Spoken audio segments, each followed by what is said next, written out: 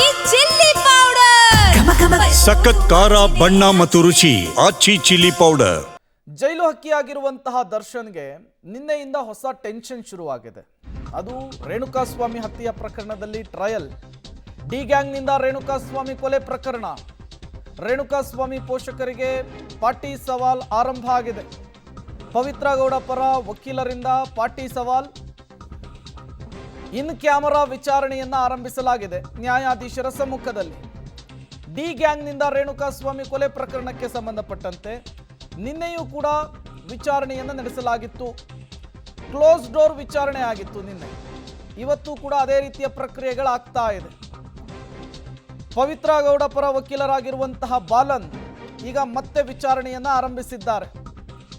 ರೇಣುಕಾಸ್ವಾಮಿ ಮನೆಯಿಂದ ತೆರಳಿದಂತಹ ವಿಚಾರದಿಂದ ಹಿಡಿದು ಕೊಲೆಯಾಗುವ ವಿಚಾರದವರೆಗೂ ಕೂಡ ಒಂದಿಷ್ಟು ಪ್ರಶ್ನೆಗಳನ್ನು ಕೇಳೋದಕ್ಕೆ ಮುಂದಾಗ್ತಾ ಇದ್ದಾರೆ. ನಿನ್ನೆಯೂ ಕೂಡ ಇದೊಂದು ರಾಜಕೀಯ ಪಿತೂರಿ ಸೇರಿದಂತೆ ನಾನಾ ರೀತಿಯ ಪ್ರಶ್ನೆಗಳನ್ನು ಮಾಡಿ ವಿಚಾರಣೆಯನ್ನು ಫೇಸ್ ಮಾಡಿದ್ರು ರೇಣುಕಾಸ್ವಾಮಿ ತಂದೆ ಮತ್ತು ತಾಯಿ. ಇವತ್ತು ಮತ್ತೆ ಆ ವಿಚಾರಣೆ ಮುಂದುವರೆದಿದೆ.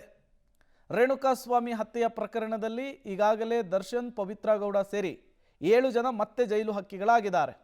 ನಿನ್ನೆಯಿಂದ ಟ್ರಯಲ್ ಆರಂಭ ಆಗಿದೆ. ಡೀಟೇಲ್ಸ್ ಕೊಡೋದಕ್ಕೆ ಉಮೇಶ್ ದೂರವಾಣಿ ಸಂಪರ್ಕದಲ್ಲಿ ಜಾಯಿನ್ ಆಗಿದ್ದಾರೆ. ಉಮೇಶ್, ಹೇಗೆ ಸಾಗ್ತಾ ಇದೆ ಇವತ್ತಿನ ಟ್ರಯಲ್ ಪ್ರಕ್ರಿಯೆ? ಪ್ರೇಮ್, ಇವತ್ತು ಕೂಡ ಇನ್ ಕ್ಯಾಮ್ರಾ ಪ್ರೊಸೀಡಿಂಗ್ಸ್ ಅಲ್ಲಿ ವಿಚಾರಣೆ ಆರಂಭ ಆಗಿರುವಂತದ್ದು. ನಿನ್ನೆ ಪ್ರಾರಂಭ ಆದಂತಹ ವೇಳೆಯಲ್ಲಿ ಹೆಚ್ಚಿನ ಸಂಖ್ಯೆಯಲ್ಲಿ ವಕೀಲರು ಹಾಲ್ ನಲ್ಲಿ ಸೇರ್ಕೊಂಡಿದ್ರು ಅನ್ನೋ ಕಾರಣಕ್ಕೆ ಪ್ರಾರಂಭದಲ್ಲಿ ಸಿ.ವಿ. ನಾಗೇಶ್ ಅವರೇ ಮನವಿ ಮಾಡಿಕೊಂಡ್ರು. ಆ ನಂತರದಲ್ಲಿ ಅವರ ಮೊದಲ ಸಾಕ್ಷಿ ಹೇಳಿಕೆಯಾಗಿ ರೇಣುಕಾಸ್ವಾಮಿ ಅವರ ತಾಯಿ ಏನಿದ್ರು ರತ್ನಪ್ರಭಾ ಅವರ ಹೇಳಿಕೆಯನ್ನ ಇನ್ ಕ್ಯಾಮ್ರಾ ಪ್ರೊಸೀಡಿಂಗ್ಸ್ ಅಲ್ಲಿ ಮಾಡಿದ್ರು. ಪವಿತ್ರ ಗೌಡ ಪರ ವಕೀಲರಿಂದ ಈಗ ಮತ್ತೆ ಪಾಟಿ ಸವಾಲು ಆರಂಭ ಆಗಿದೆ. ಇನ್ ಕ್ಯಾಮರಾ ವಿಚಾರಣೆಯನ್ನ ಆರಂಭಿಸಿದ್ದಾರೆ ಬಾಲನ್ ಅನ್ನೋದು ಗೊತ್ತಾಗ್ತಾ ಇದೆ. ನಿನ್ನೆಯೂ ಕೂಡ ರೇಣುಕಾಸ್ವಾಮಿಯವರ ತಾಯಿಯನ್ನು ವಿಚಾರಣೆಗೊಳಪಡಿಸಲಾಗಿತ್ತು. ರೇಣುಕಾಸ್ವಾಮಿ ಮನೆ ಬಿಟ್ಟು ಹೋದಾಗಿನಿಂದ ಕೊಲೆಯಾದ ವಿಚಾರ ಗೊತ್ತಾಗುವ ತನಕ ಏನೇನಾಯಿತು ಅನ್ನುವಂತಹ ಬೆಳವಣಿಗೆಗಳ ಮಾಹಿತಿಯನ್ನು ತೆಗೆದುಕೊಳ್ಳಲಾಗಿತ್ತು ನ್ಯಾಯಾಧೀಶರ ಸಮ್ಮುಖದಲ್ಲಿ. ಈಗ 2ನೇ ದಿನದ ಟ್ರಯಲ್ ಆರಂಭ ಆಗಿದೆ. ಸಾಕ್ಷಿದಾರರನ್ನು ನ್ಯಾಯಾಧೀಶರ ಎದುರು ಪ್ರೆಸೆಂಟ್ ಮಾಡಲಾಗಿದೆ.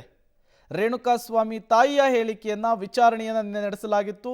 ಇವತ್ತು ಬಹುತೇಕ ರೇಣುಕಾಸ್ವಾಮಿಯವರ ತಂದೆಯನ್ನು ಕಟಕಟೆಯಲ್ಲಿ ನಿಲ್ಲಿಸಿ ಈ ಆರೋಪಿಗಳ ಪರ ವಕೀಲರು ಪ್ರಶ್ನೆಯನ್ನು ಮಾಡೋದಕ್ಕೆ ಮುಂದಾಗ್ತಾ ಇದ್ದಾರೆ.